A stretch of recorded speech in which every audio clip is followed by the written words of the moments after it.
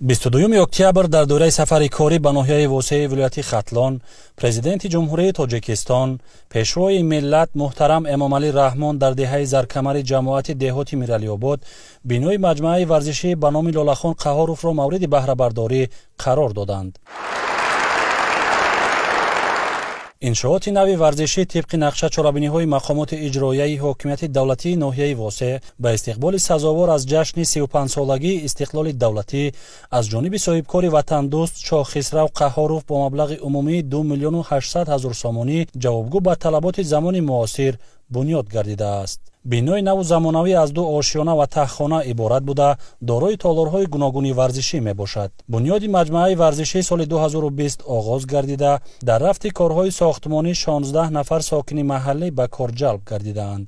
дар маҷмӯа завқмандон имкон доранд ба машқу тамрин ва обу тоби бадан бо навтарин таҷҳизот машғул шаванд.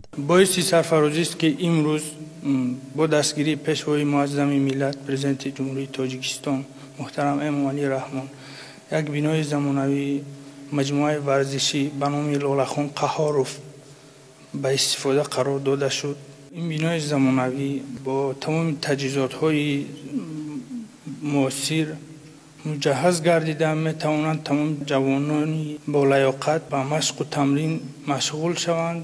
мо кӯшиш менамоем ки дар тарбияи насли наврас оммавишавии варзиш дар сатҳи ҷумҳуравӣ ва байналмилалӣ сами хешро гузорем.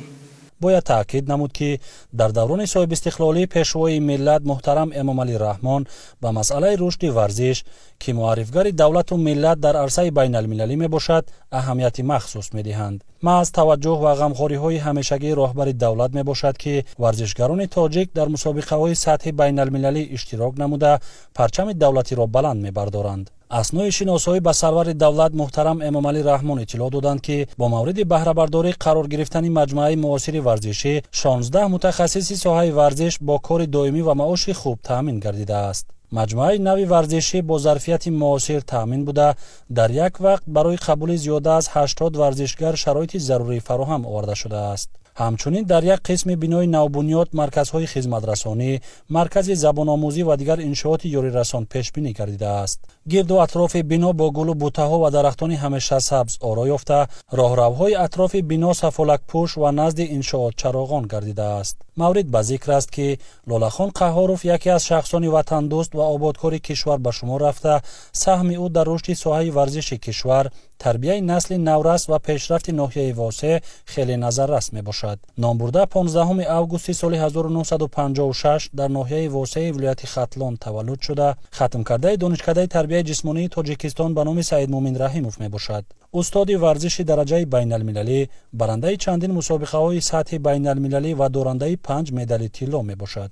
солиёни дароз бо шодравон Лолахон Қаҳорзода якҷо дар як мактаб кор кардем, мактаб миёнаи рақамии ҷамоати Миралиобод. ва хотироти бисёре дорем дар бораи он кас. чунки баъди хатми мактаби миёнаву хизмат дар сафи қувваҳои мусаллаҳ ва баъди хатми донишгоҳи тарбияи ҷисмонӣ омада бо мо кор кардан. аз ҳамон давра аллакай вай дар соҳаи варзиш дар худашро аллакай намоён карда буд. вай аллакай чандин медалҳои тилло дошт ва устоди варзиши байналмилалӣ буд. дар ҳамин ҷо дар тарбияи шогирдон низ саҳми босазо гузоштааст. ғайр аз оне ки вай варзишгар буд, ман ҳаминро гуфтаниам ки беҳад дониши сиёсию дониши фарҳангии хуб дошт. кам варзишгароно вомехӯранд ки бо чунин ҳаматарафа бошад. чунки дар вақте ки аз таърих аз фарҳанг сухан мерафт, вай ҳатман сухани худро хулосаи худро дошт. беҳад бо ӯ суҳбат кардан бисёр гуворо буд.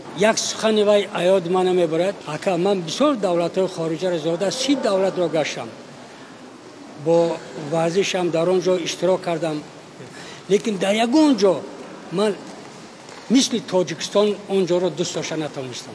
баъди ифтитоҳ ва шиносоӣ бо шароити иншооти нави соҳаи варзиш, сарвари давлат муҳтарам Эмомалӣ Раҳмон ба сифати корҳои сохтмонӣ баҳои баланд дода, ба соҳибкори ватандӯст Шохисрав Қаҳоров барои бунёди чунин иншооти наву замонавӣ изҳори сипос намуданд. در برابر این مسئولین را موظف کردند که از امکانیت‌های موجوده ثمراناک و عاقلانه استفاده برند.